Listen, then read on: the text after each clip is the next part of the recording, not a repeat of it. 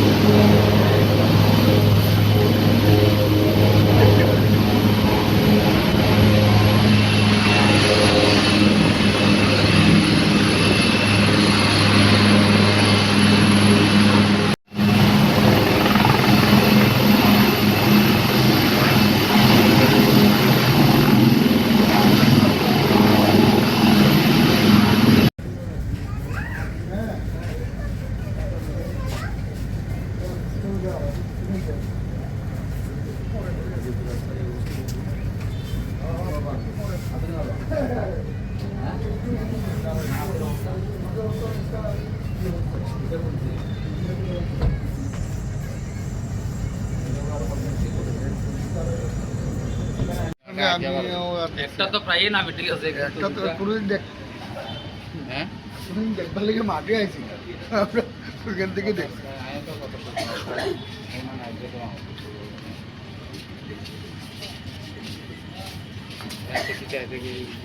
মাঠে